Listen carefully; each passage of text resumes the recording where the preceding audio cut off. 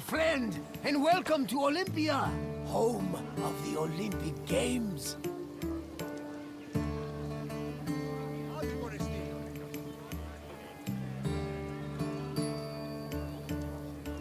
My name is Varnavas, and I'm a ship captain. Don't be fooled by my eye. Though I've seen my share of combat, I mostly stick to trading these days. Well, trading and introducing visitors like you to wonderful sights like this.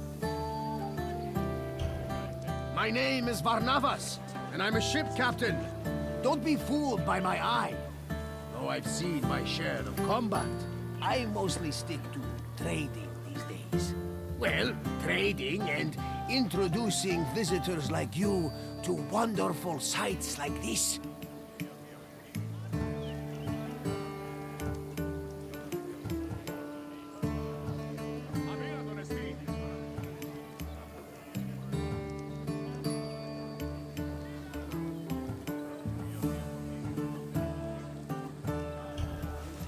I've often dreamed of competing in the games.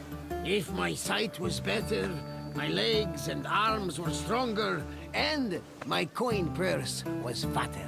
But that is not what the gods want, so I continue making the best of the path they've laid out for me.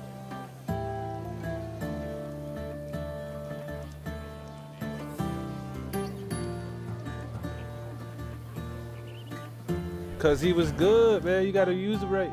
We're standing in the main section of Olympia, where the He Olympic can't shoot. Games We not doing that. You themselves just don't know his took shot. over the We not doing course that. of the festival.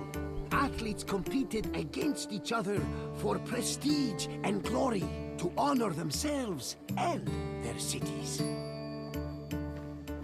Enjoy your visit, friend.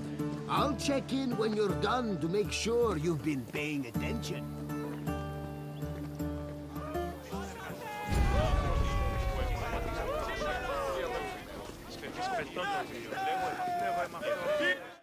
The first day of the Olympic Festival began with a swearing-in ceremony for the participating athletes, trainers, and judges. The ceremony took place in front of the Olympic altar Festival. of Zeus Horkios, or Zeus of the Oath. Athletes would swear that they would follow the Olympic rules, while judges promised to be fair and unbiased. Then the competitions began, starting with a contest between heralds and trumpeters over who would have the privilege of announcing the games. The first day's athletic competitions consisted of wrestling, running, and boxing events for the youngest athletes, aged 12 to 18.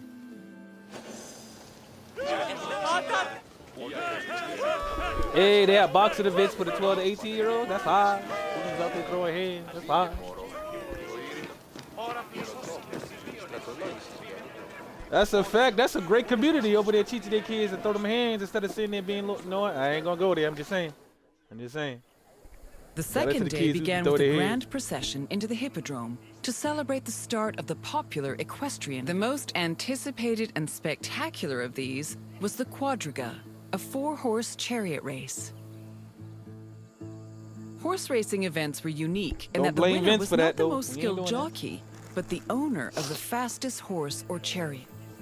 The Spartan princess Kaniska once took advantage of this loophole to skirt the rule that women weren't allowed to compete and earned 2 Olympic victories in the process. The rule also allowed for occasionally strange results, like in 416 BCE, when the statesman Alcibiades entered 7 chariots into a race and won 1st, 2nd, and 4th place. After the equestrian competitions, the 40,000 spectators migrated to the stadium to watch the pentathlon events. When the day's events were over, funeral rites were performed for the hero Pelops, the mythical founder of the Olympic Games. The night ended with a celebratory feast and a great parade in honor of the day's victors.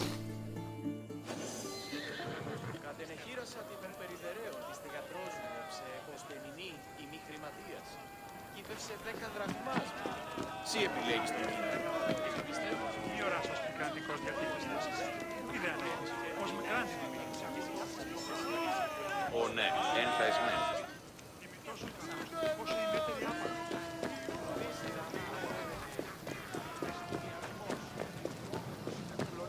Η ισορροπία του πνεύματος, της γυναίκας διαπέχει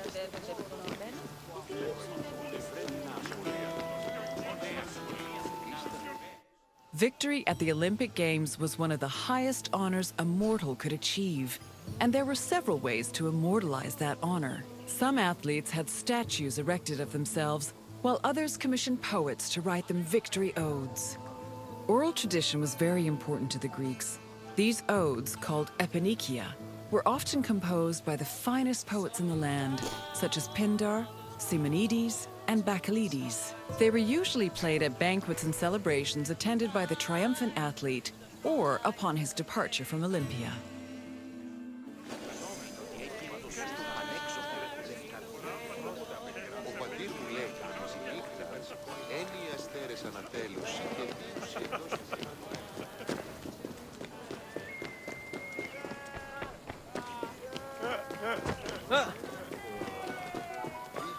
Fuck out the way, pussy.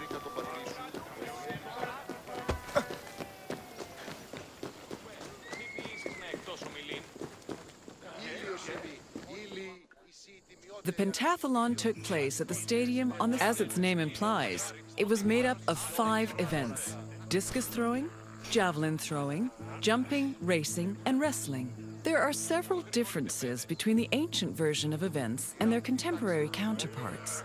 For example, ancient long jumpers held weights in their hands to give them momentum to launch, since there was no run-up before the jump. Similarly, if an athlete won the first 3 events, they were immediately declared the winner, instead of being judged by their overall performance in all 5 events.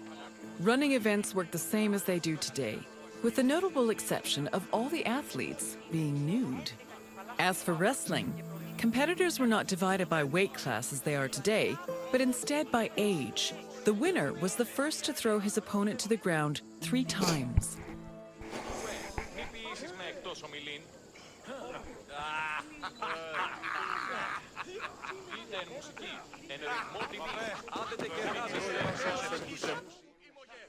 Day 3 started with the most important event of the festival. A procession of Hellanodikai, ambassadors, competitors, and animals made their way to the great altar in front of the Temple of Zeus.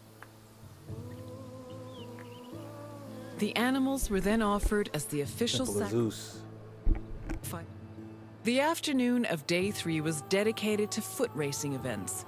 Running was the oldest event of the Games, and in fact was the only event at the first Olympics. The main race was called the Stadion, which was a sprint of around 180 meters. The winner was granted the honor of lending his name to the 4-year period between the Games. This period was known as the Olympiad. The 4 years that followed the first Games in 776 BCE were known as the Olympiad of Coroebus of Elis, the first Olympic champion. Once all the competitions were over, a public banquet was held in the Prytaneon to celebrate the day's victors.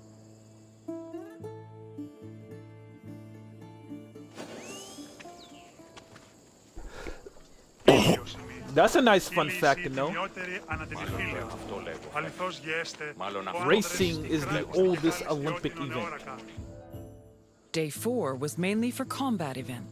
Wrestling matches were held in the morning, followed by boxing and pankration. Pankration was a no-holds-barred mix between wrestling and boxing. Almost all moves were permitted, except for biting, poking the eyes or mouth, and striking the genitals. The event was very popular, and it was seen as the ultimate expression of strength and technique. Later on in the afternoon, there was a unique racing event called the Hoplitodromos, or race in armor. In this event, competitors wore a helmet and held a shield to simulate running in the battlefield.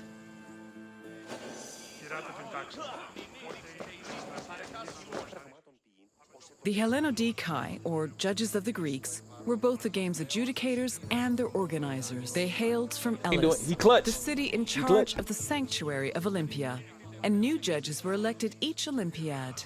They had several responsibilities.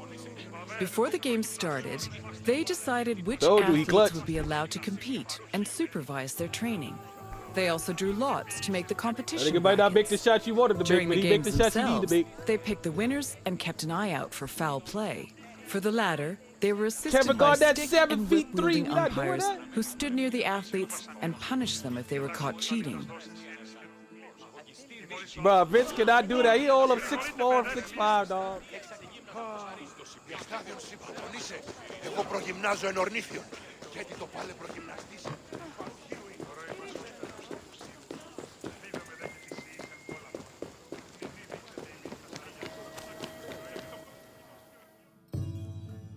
I call him KD too. I call him Victory KD in too. Olympia I call was him one of the Kevin most Durant, too. I said, prestigious this nigga Kevin honors Durant. I in mean, Kevin all of Durant. Okay, I Greece. call him Kevin Not Durant. only would victors I be did it. showered in I glory made in the their same home mistake. city, but their names would be known across Greece.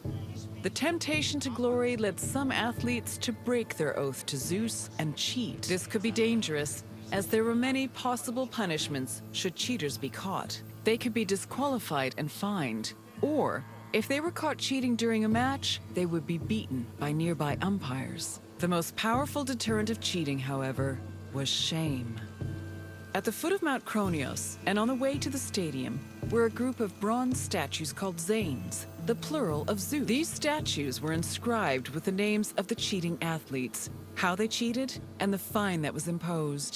The Zanes, which were funded by cheaters' fines, were strategically placed to be highly visible. Individuals or even entire cities could be found guilty of cheating.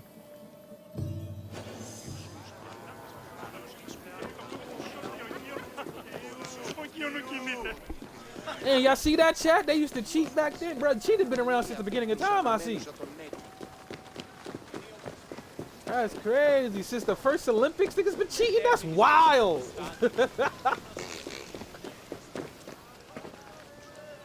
Bro, don't Rishi, dog. Don't you imagine that? Your first event, niggas is cheating out the gate. The Prytaneion was the administrative Niggas center didn't even of know who the cult cop of was. They was Olympia like, fuck it, I'm and the just go out there Olympic and cheat for Games. golf. The building housed the sanctuary's priests as well as the game's officials. It was also used Oh, he to retired? stage the grand banquet held on the evening of the third day to honor victors. It also had a sacred function. Its central chamber was the location of the Fire of Hestia, a sacred flame that burned day and night. This fire was used to light the other altars around the sanctuary. This practice may have partially inspired the modern tradition of carrying the Olympic torch. Oh, so that's where carrying the Olympic torch came from. Okay.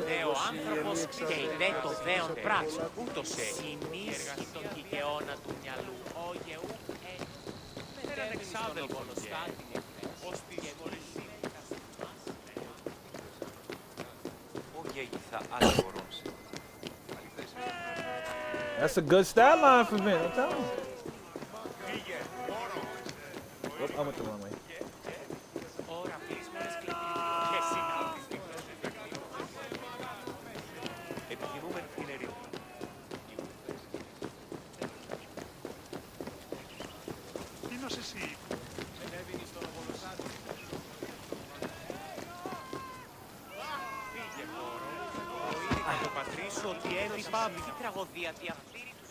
Hello again!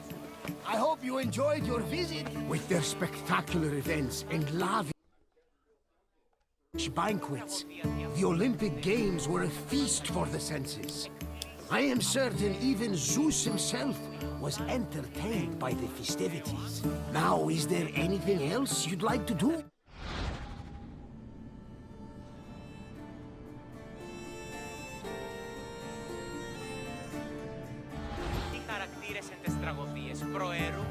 Τραγωδία ανέρεσης εστιμιασμός μητιόμενος συνακλονίστη. Τι χαρακτήρες εν τες τραγωδίες προαιρούνται του ύψους της διανοίας ένεκε. Wonderful! Let the mental Olympics begin. Let's start with an easy one. Which notable woman won an event in the games? Τραγωδία ανέρεσης εστιμιασμός μητιόμενος συνακλονίστη. Athena was a goddess. She may have helped push some Athenian athletes to victory, but she never competed herself. Try another answer.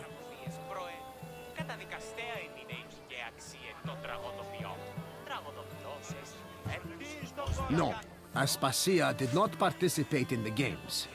Try again. Correct!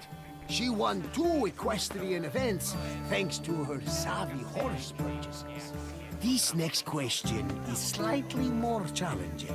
Which of the following is not a famous Greek poet? Ως πηδιόμενος συνακλονίσει την ισορροπία του πνεύματος. Τας γυναίκας διαπέχεστε πόρο ταύτης. Το αυτό και λιωστής. You are right! Thrasidas was a renowned Spartan general, and he didn't have time for rhymes and pretty words. Time for the final question. How many events were in the pentathlon?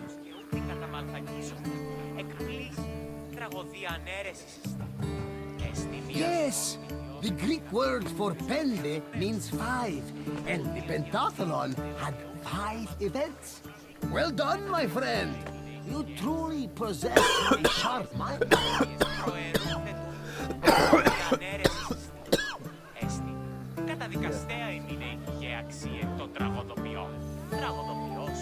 Thirsty for more, eh? I don't blame you.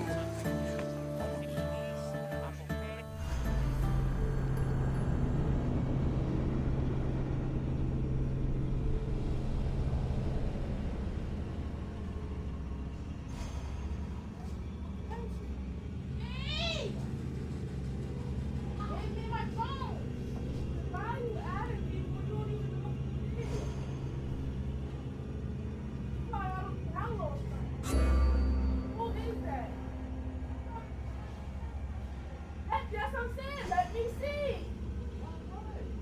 TikTok, let me see.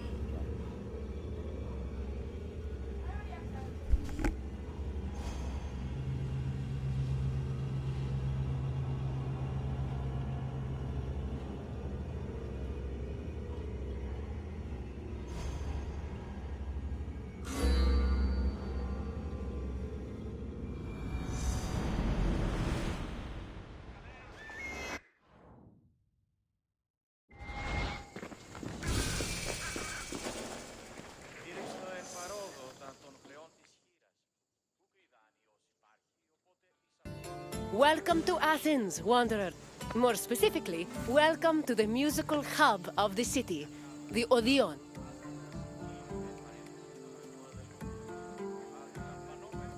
My name is Aspasia. Though I am not originally from Athens, I have climbed to the top of its social ladder using my wit and intellect. I've even earned the love of Pericles, one of the most powerful men in the city. The mind truly is a beautiful thing.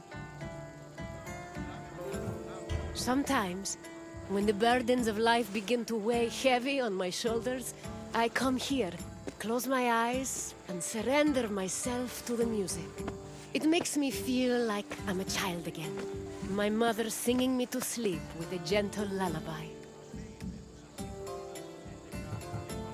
The Odeon was where musicians came to share their songs with the public. The melodies played here caught the wind and drifted through the air, soothing the souls of Athenians across the city. Come find me when your visit is complete, and we will talk about the things you've learned. See you soon, wanderer.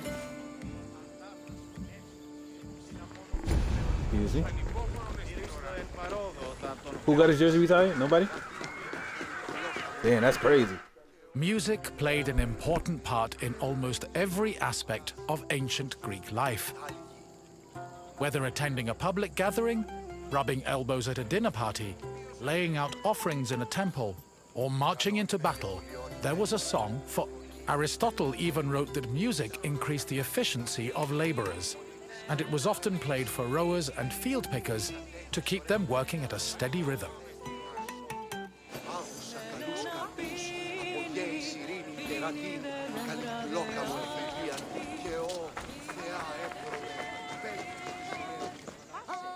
You got a lottery pick?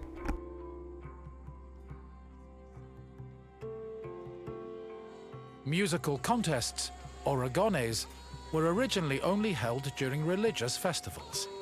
Over time, they became cultural events in their own right, and attracted musicians and spectators from all over the Greek world. For example, the Athenian Panathenea festival featured competitions for instrument playing and poetry recitation. The Dionysia festival included contests between groups of male singers to see who could best perform a dithyramb, a merry Year, hymn 2 year. in honor of the god Dionysus. While these contests could be attended by all, women weren't allowed to compete in them. In the early days of the competitions, winners only received a crown and an ego boost for their talents. But from the Hellenistic period onward, the rewards were upgraded to cash prizes. These prizes were large enough for musicians to make a fortune, especially if they moved from festival to festival.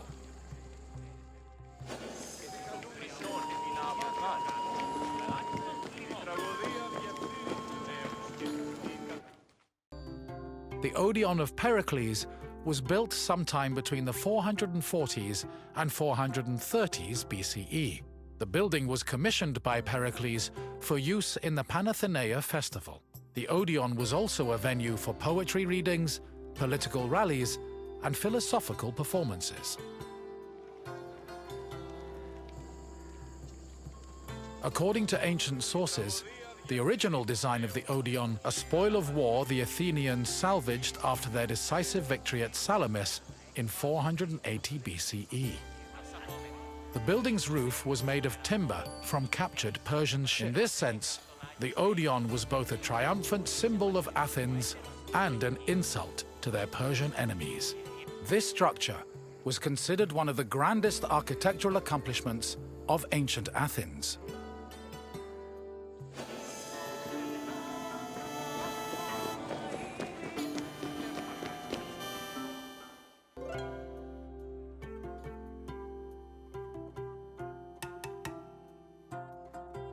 In ancient Greece, there was a type of music for almost any occasion. Complicated songs like hymns, paeans, and dithyrambs were meant for the ears of the gods, and as such were usually played during religious ceremonies and civic life. Meanwhile, a hymenaeus was a song performed at weddings, and a threnody accompanied funeral processions. For more merry occasions like symposia, scholia were the soundtrack of choice. However, drama was considered the epitome of artistic expression, since it combined songs with poetry, dance, acting, and costumes. Plays were thought to be the connection between mortals and gods, and the songs that accompanied them, especially those from the tragedies of Euripides, often became huge hits in the rest of Greece.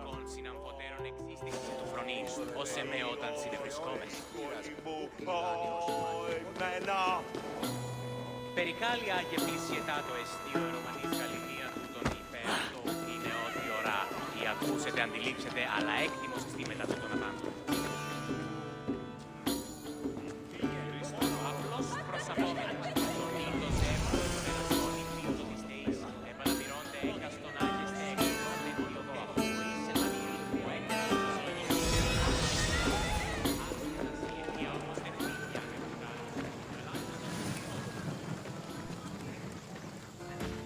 Hello again. I trust your visit was worthwhile, and that learning of music was a feast for your mind. I know it was for mine. Is there anything else you'd like to do? Fancy yourself an expert on music? Then let's put your knowledge to the test. Which of the following songs was played at weddings?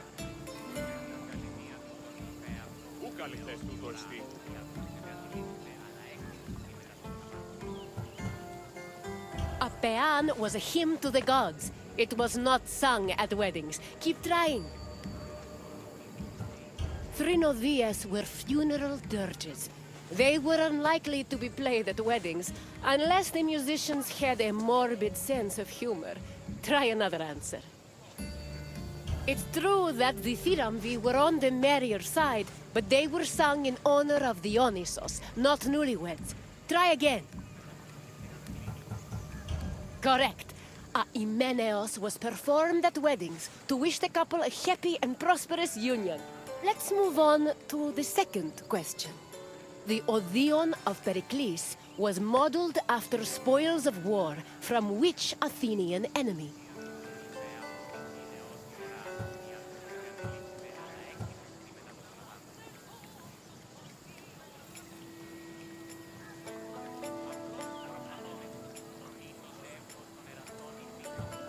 Athens would go to war with Macedonia in the 4th century BCE, almost 100 years after the construction of the Odeon. Try another answer. I'm afraid Atlantis did not actually exist, or at least not as people think it did. Try again.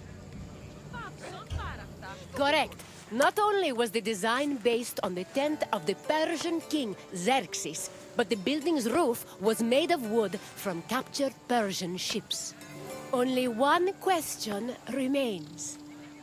According to Aristotle, music was especially important to which group of people?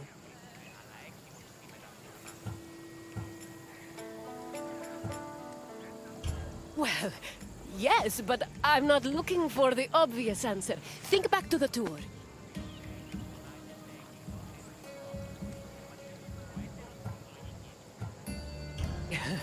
Given that the politician's main tool is their voice, they probably prefer not to be drowned out by an entire chorus of singers. Keep trying. You are correct. Aristotle believed music improved certain motor skills, so it was played for field pickers and rowers to increase their work output. You definitely have an ear for music, Wanderer. I applaud you. That's the spirit. Follow me, Wanderer.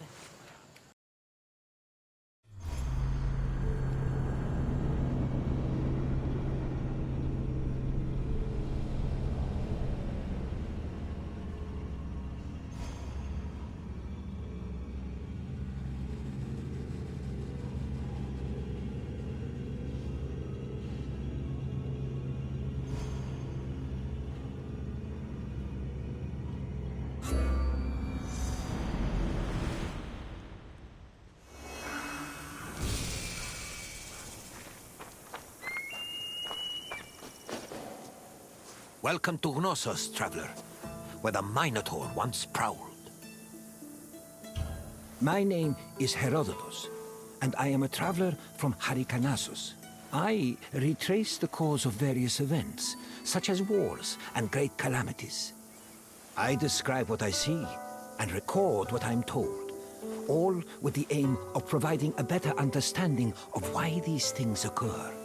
Look for me to introduce you to many sites.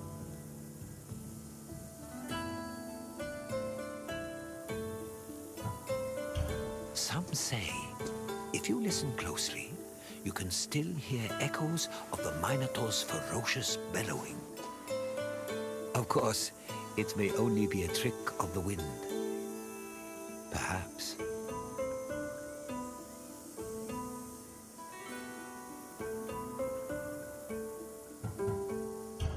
Knossos was the seat of the old Minoan civilization, where King Minos once supposedly ruled. These ruins have been the backdrop for many important events in both history and mythology. Look for me when your visit is over, and we'll discuss what you've seen.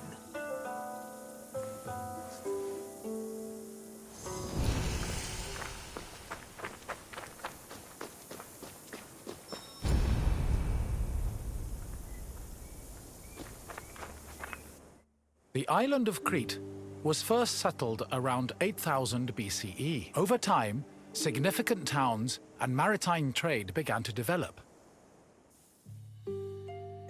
Palaces were built, destroyed, and then rebuilt, culminating in what archaeologists call the Neopalatial period, which began around 1700 BCE. This period lasted for over 300 years and is considered the golden age of Minoan civilization. The largest palace of this period was located in Knossos and featured maze-like complexes of workshops, temples, courts, throne rooms, and living areas, as well as paved roads and advanced plumbing and draining.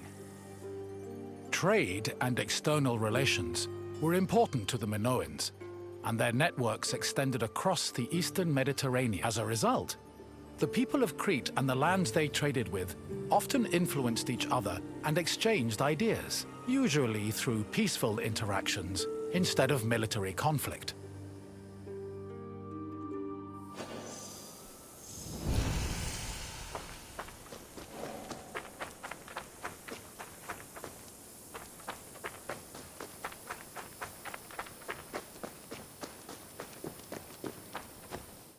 The settlement of Knossos was established as early as the 7th millennium BCE. Today, one of the site's most notable landmarks is the palace ruins, located on the Kafala Hill. The ruins are split into two phases: the old palace, which has been poorly preserved, and the new palace. The new palace of Knossos had a surface area of approximately 13,000 square meters, making it the largest Minoan palace. Its focal point was a central court, which was probably used for ceremonial activities. The Minoan palace centers collapsed when Crete was overrun and conquered by a Mycenaean invasion from mainland Greece. However, the date of the final destruction of Knossos' palace is still unknown.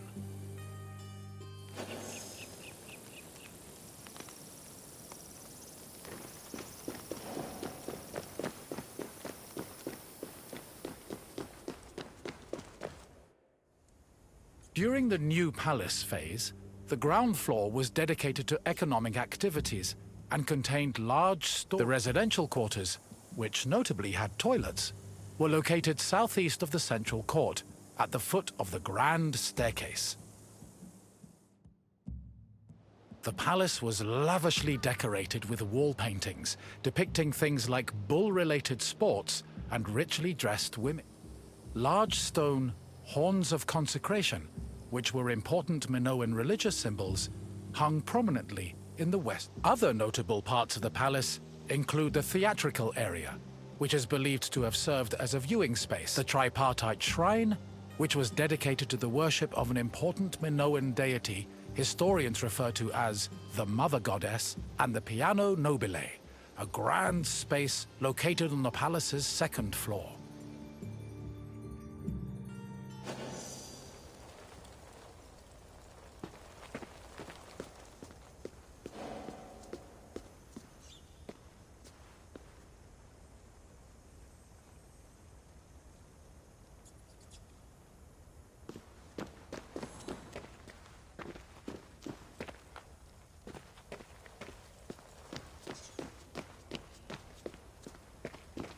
During his trips to Crete, archaeologist Arthur John Evans discovered several ancient tablets. They eventually led him to define the forms of Minoan writing known as Linear A and Linear B. The Minoans used these forms of writing for recording many things, including business transactions. For example, one clay tablet discovered at the Palace of Knossos was inscribed in Linear B script. The tablet detailed the transfer of coriander, often used in the perfume industry, between a man named Kyprios and another person named Twinon.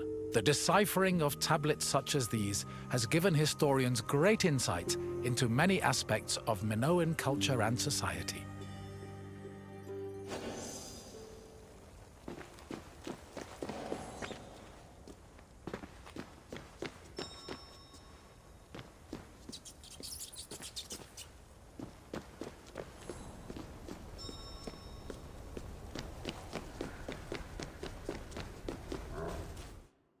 According to myth, the half-man, half-bull Minotaur was born after Queen Pasiphae slept with a bull sent by the gods as punishment upon her. This embarrassed King Minos, but he could not bring himself to kill the Minotaur.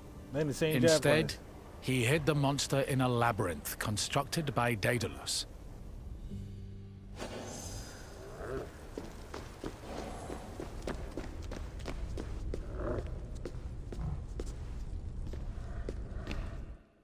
Daedalus was an important figure in Greek mythology, an ingenious inventor. He once became so jealous of his similarly clever nephew that he threw him from the top of the Athenian Acropolis. As a consequence, Daedalus was banished from Athens, though this did not prevent him from being able to get work. In Crete, he was hired by Queen Pasiphae to construct an artificial cowsuit that would allow her to seduce a bull she was particularly taken with due to a curse from the gods. Daedalus complied, and his invention helped facilitate the birth of the Minotaur. Afterwards, Minos conscripted Daedalus to build the labyrinth, presumably as penance for his role in creating the Minotaur. But perhaps the most well-known story about Daedalus involves his son, Icaros, who used wings built by his father and flew too close to the sun, thus plummeting into the sea.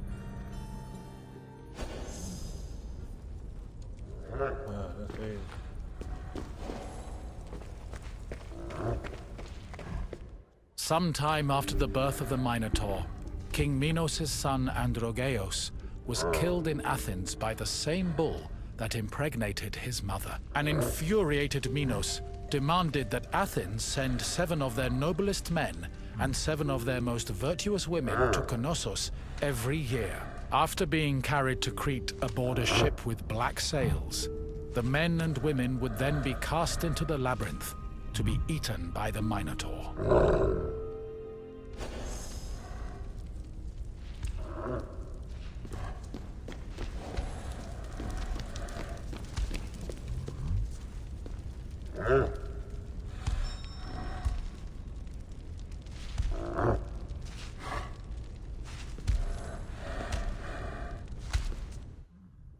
One of the Athenian youths chosen to be imprisoned in the labyrinth, Theseus, had enough of the morbid. Before leaving Athens, he proclaimed he would kill the Minotaur, then return to his city on a ship flying white sails. Before entering the labyrinth, Theseus met King Minos' daughter, Ariadne, who fell madly in love with him. Ariadne provided Theseus with a thread he could unravel to help him find his way back out of the maze. Armed with this thread, Theseus entered the labyrinth, killed the Minotaur, escaped the maze, and set sail for Athens with Ariadne by his side.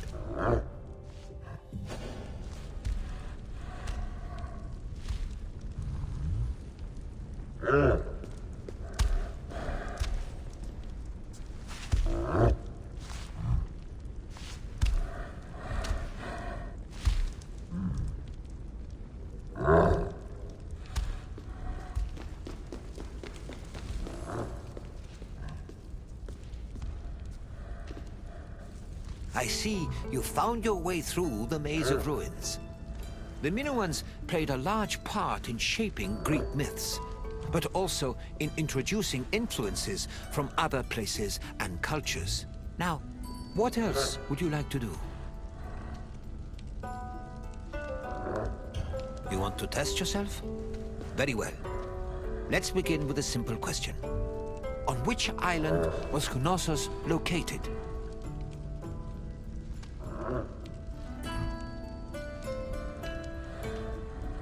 Delos was home to a sanctuary of Apollo, not Knossos. Keep trying.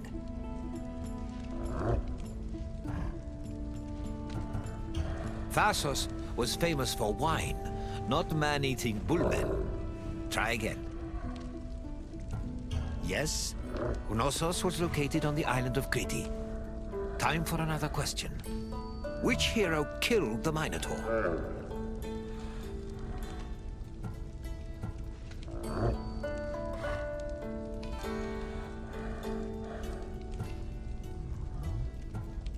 Correct.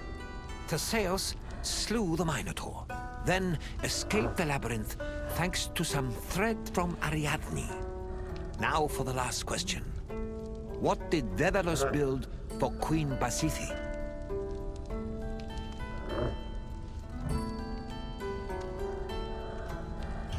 Daedalus built the labyrinth for Pasiphae's husband Minos, not Pasiphae herself. Keep trying.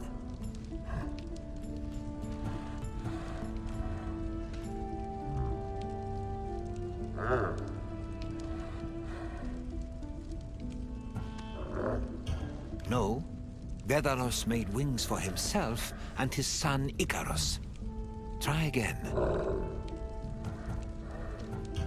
No, a wooden horse was more characteristic of Odysseus. Try another answer. Yes, Daedalus made Pasiphae a cowsuit, so she could seduce the bull she was cursed to love. Congratulations, traveler. You are a true student of history. Gladly. Follow me.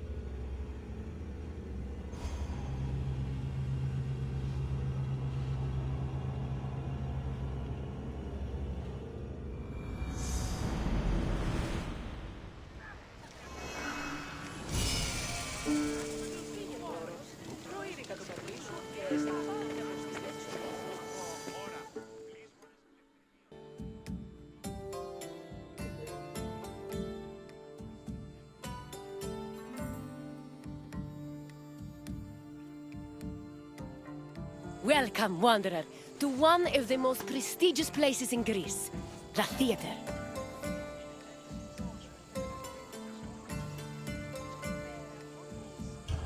My name is Aspasia. Though I am not originally from Athens, I have climbed to the top of its social ladder using my wit and intellect.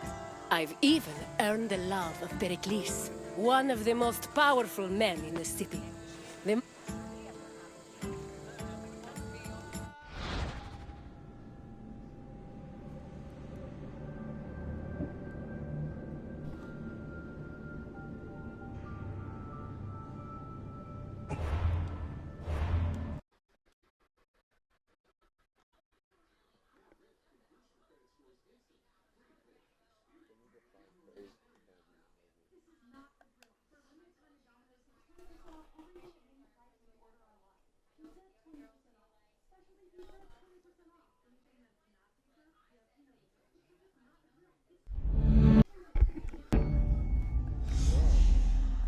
Them contracts hit different in the 2000s.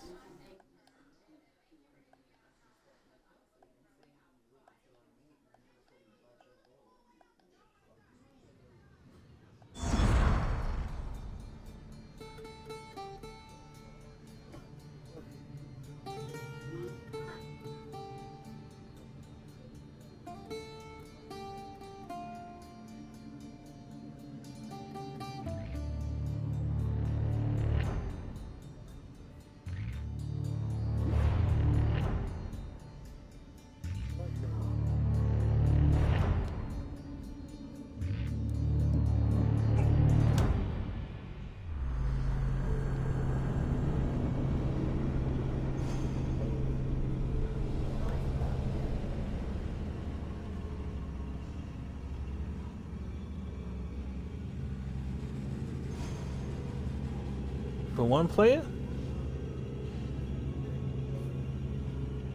I don't know.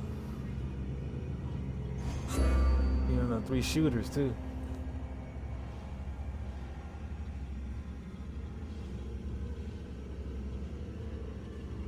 Alright. Nigga Penny get injured like real life.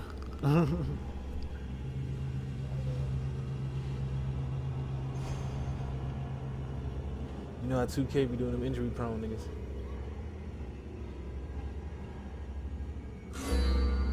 That's like getting Vince Carter.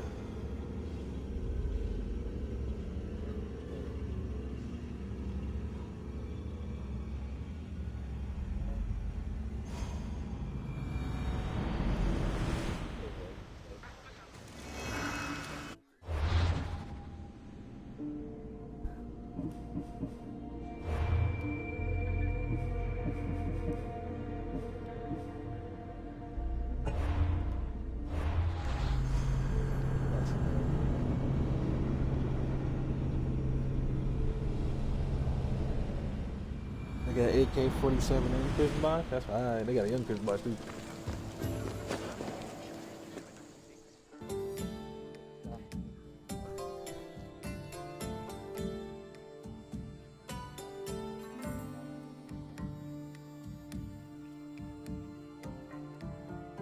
Welcome, wanderer, to one of the most prestigious places in Greece, the theater.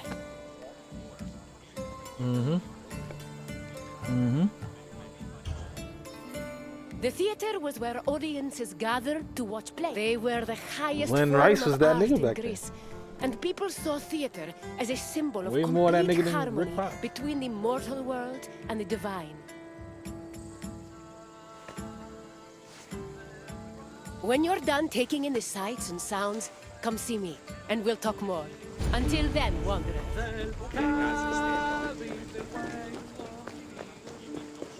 What do you use Rick Fox for now?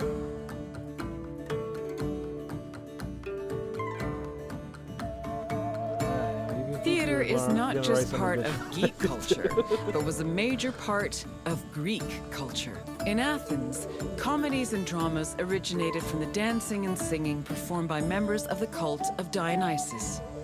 Between 536 and 533 BCE, theater's burgeoning importance in Athens was demonstrated when the responsibility of organizing tragedies was entrusted to the Archon, the highest-ranking magistrate in the city. From then on, theater grew rapidly in popularity, and soon a permanent space for performing and watching plays was built on the slope of the Acropolis. During the 5th century BCE, theater became intertwined with Athens' democracy. It often functioned as an echo chamber for political ideas, and in some cases, it could even influence public opinion. As a result, in the 4th century BCE, Plato coined the term theatrocracy to describe his city's politics.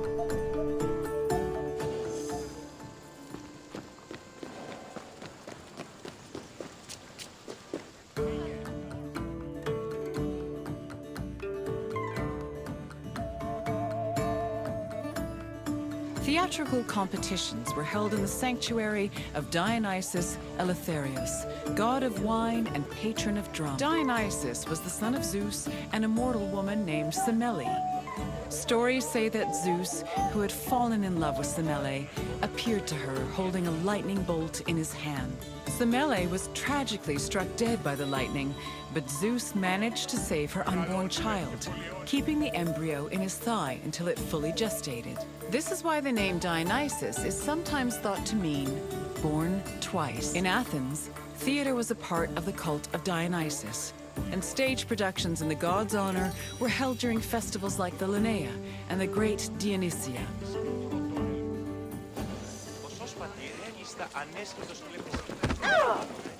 Fuck out the way.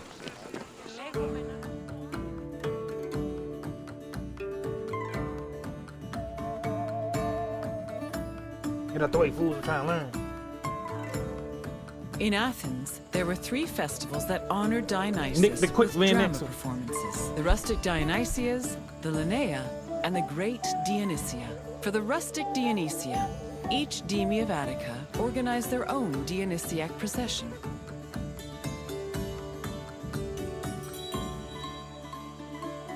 And participants wore drunkard masks and sang bawdy lyrics about the god. The Linnaea was the oldest Dionysian festival. It was exclusively reserved for Greek citizens and mostly made up of comedy performances. Finally, the Great Dionysia was the most important festival. Taking place over several days, it began with a parade called a Phalaphori, followed by a dithyramb contest, and ending with consecrated drama competitions.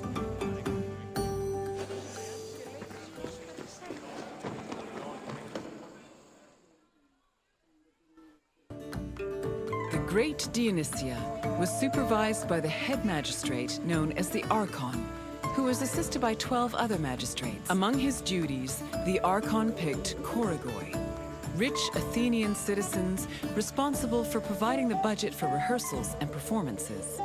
2 days before the Dionysia, a ceremony called the Proagon took place where playwrights introduced their work. The Dionysia finally began in earnest with a procession to the god's temple, followed by sacrifices and a symposium. The next 2 days centered on dithyramb contests, while the final 4 days were dedicated to drama competitions. The contests' outcomes were decided by 10 judges who were appointed at random by the Archon. The judges placed their votes in an urn, and 5 of the votes were randomly picked to determine the winner. Καλώς. Αυτή καηποκρινόμεθρο δύναμη.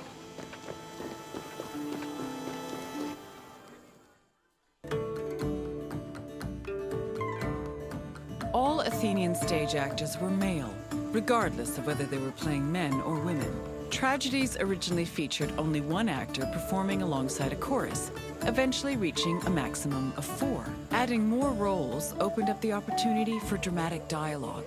During performances, they prepared themselves in the skene, a building that served as a backstage area, before emerging onto the proskenion, or stage. The skene could be painted to represent backdrops like palaces, temples, and tombs.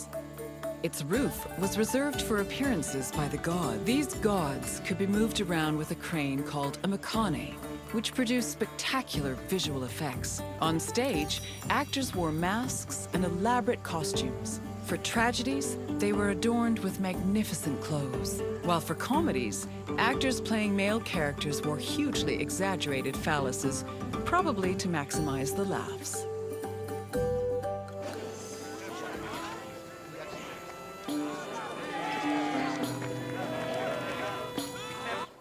The centerpiece of the theater was the orchestra, or dancing place. It was a large, circular area that hosted choral performances, religious rites, and presumably, acting. Choruses were composed of men wearing masks and costumes. Any Athenian citizen could be choratai, as long as they were selected by the chorus direct. Chorus members also served as the equivalent of a curtain, as their entrance and exit marked the beginning and end of the play. New costumes and masks were produced for the chorus for every new play, and they were often just as impressive and elaborate as the performances. For example, Aristophanes' comedies feature the chorus dressing as wasps, frogs, birds, clouds, and islands. One of his plays, The Knights, even had men riding other men dressed as horses.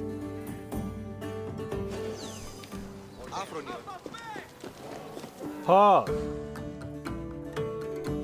Shorty said the play had men riding other men dressed as horses. Athens' Theatron, or performance space, could seat up to 17,000 people, nearly a tenth of the population of Attica. Its excellent acoustics made it ideal for drama, but it was also sometimes used for political meetings and parades. The theater was accessible to everybody. This did not mean that seating was free, though.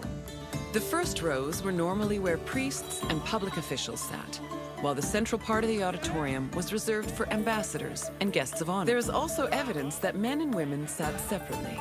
In general, theater audiences were emotional and noisy. During performances, they would shout, curse, and throw things depending on their mood, and their reactions were just as much a part of the experience as the acting.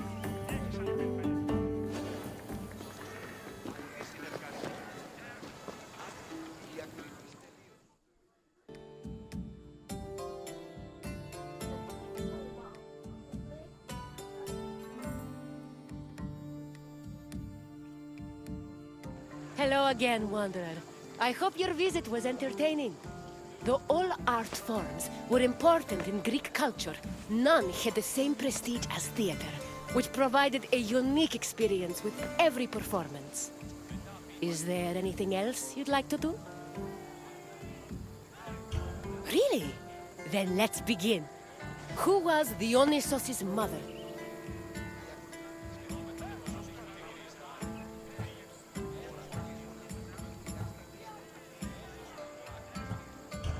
Hera was Zeus's sister wife, but Dionysos was not her child. Try a different answer. Correct! Unfortunately, Semele died before her son was born, but Zeus saved the unborn baby and raised him as a god. Next, another question.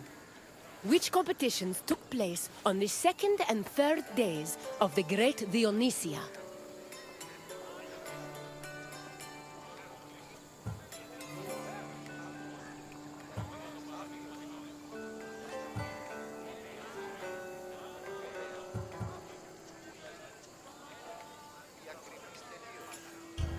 The Dionysia was more about art and culture than athletic prowess.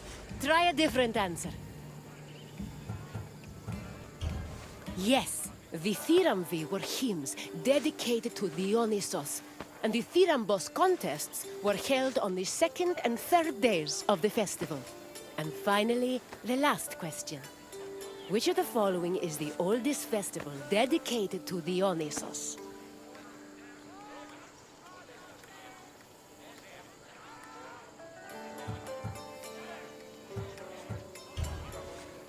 The Great Dionysia was one of the largest festivals dedicated to the god, but not the oldest. Try a different answer. The rustic Dionysia was not the oldest Dionysiac festival. Keep trying. You are correct. The Linnea was the oldest Dionysiac festival. Congratulations, Wanderer. You're a very studious theater goer. Then I will leave you be. Farewell, wanderer.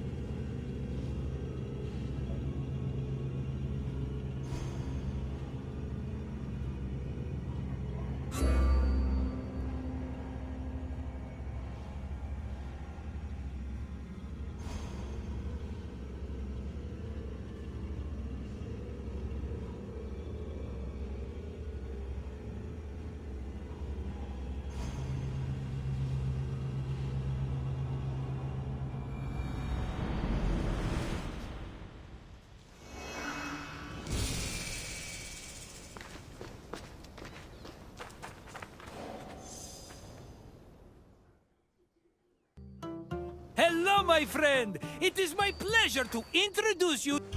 Why, I'm Marcos, of course, one of the most... My name is known from Kefalonia to Kos. If you... But enough about me. Let's go back to what you're doing here. In Greece, many love stories were told about the gods. Sometimes they were heartwarming and happy. Anyway, this tour will...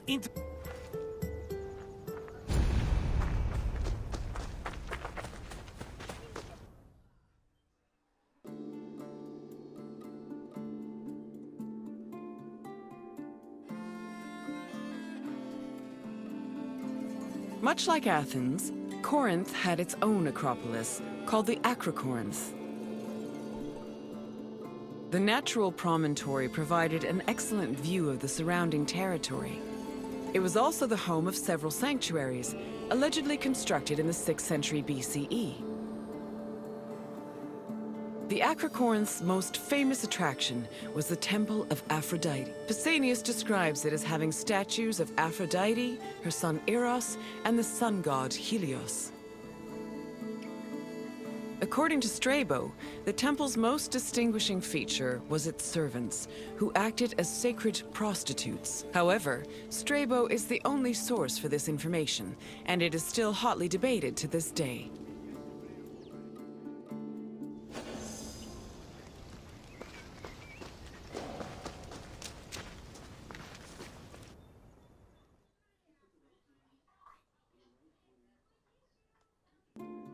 Love played a large role in countless mythological stories. Zeus himself was not immune to the feeling, and fell for both mortals and other deities.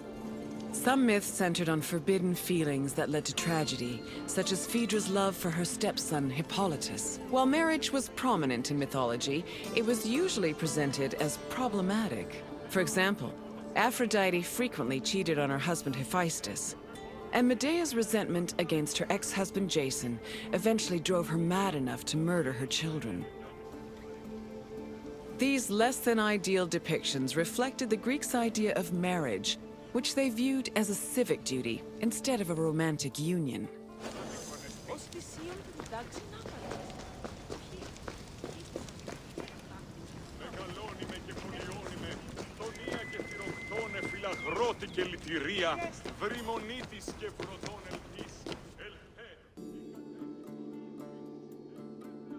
The goddess Aphrodite was one of the mightiest Olympians and was typically associated with love, beauty, and sex. She was worshipped all across the ancient Mediterranean by men and women, both young and old.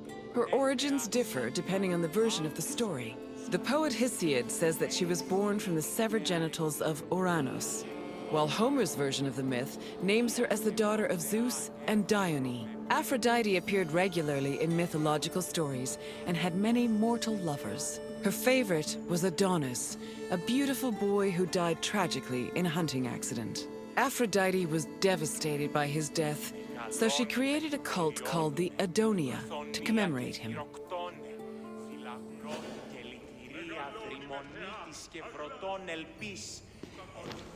Κατέχεις ωραίων δρυμούς, ελθέθεα σώτια. έλεος, ως πολίτης προς συμπολίτη. My friend, good to see you again. I bet you were surprised by some of the stories you heard. For a bunch of immortal beings, the gods certainly were saucy, eh? Tell me if there's anything else I can do for you. Is that so, my friend? Then let's get started. Which poet said that Aphrodite was the daughter of Zeus and Dione?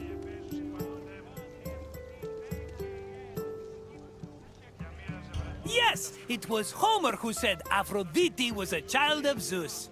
On to the next question. Medea was married to which legendary hero?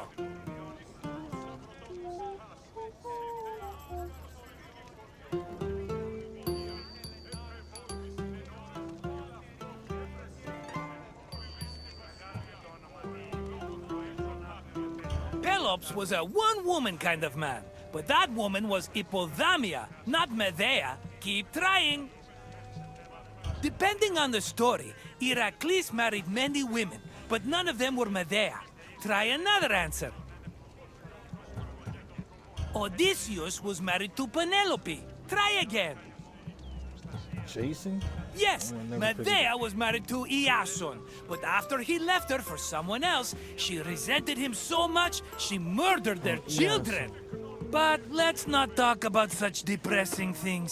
Instead, you can answer this last question. What was the name of Corinth's Acropolis?